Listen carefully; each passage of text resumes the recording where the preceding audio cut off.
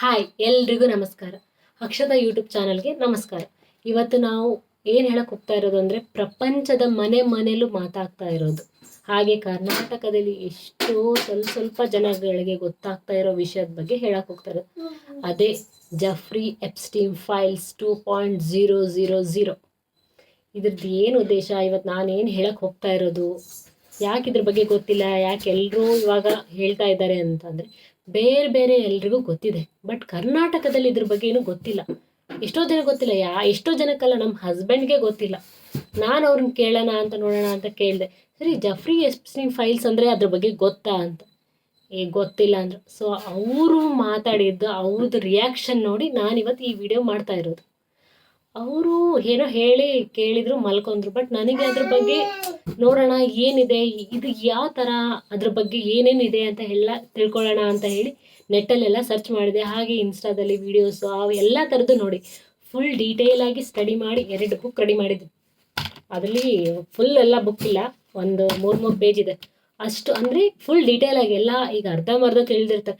ಎಷ್ಟೋ ಜನ ತಪ್ಪಾಗಿ ಹೇಳ್ತಾ ಇದ್ದಾರೆ, ಈ ಥರ ಆ ಥರ ಅಂತ. ಬಟ್ ಕರೆಕ್ಟಾಗಿ ನಿರ್ದಿಷ್ಟವಾದ ನಮಗೆ ಉತ್ತರ ಬೇಕು, ಇದೇನಾ ಪಕ್ಕನಾ ಅಂತ.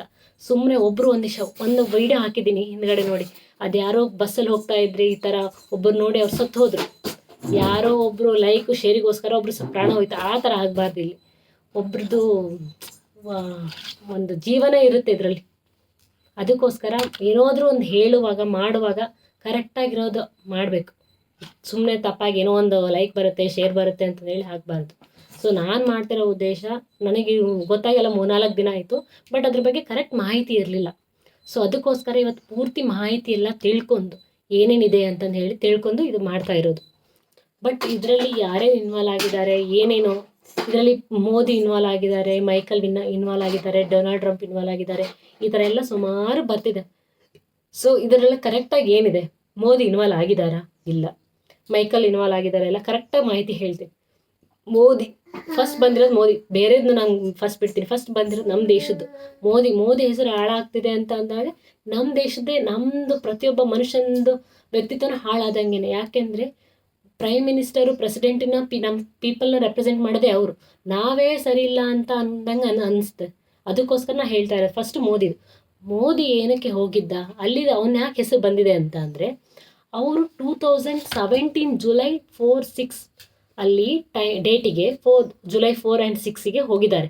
PM ಮೋದಿ ಮೊದಲ ಬಾರಿಗೆ ಇಸ್ರೇಲ್ಗೆ ಅಧಿಕೃತವಾಗಿ ಹೋಗಿದ PM ಮೋದಿ ಅಂತಂದು ಹೇಳಿ ಘೋಷಣೆ ಆಗಿದೆ.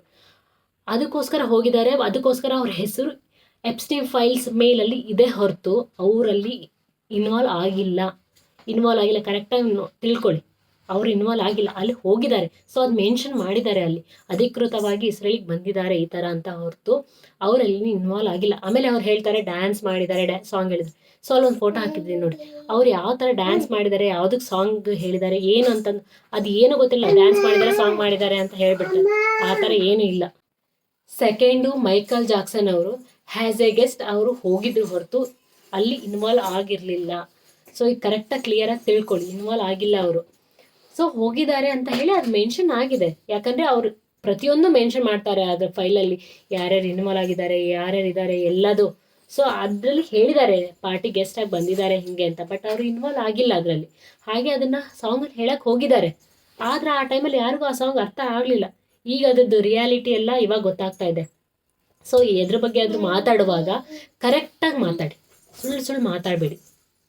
ನಾ ವೀಡಿಯೋಸ್ ಎಲ್ಲ ನೋಡಿದ್ದೀನಿ, ಅವ್ರನ್ನ ರೋಲ್ ಮಾಡಿ ತೊಗೊಂಡು ತಪ್ಪು ಮಾಡಿದ್ದೀವಿ ಹಾಗೆ ಹೀಗೆ ಅಂತ ಎಲ್ಲ ವೀಡಿಯೋಸಲ್ಲೇ ಹಾಕ್ತಿದ್ದಾರೆ.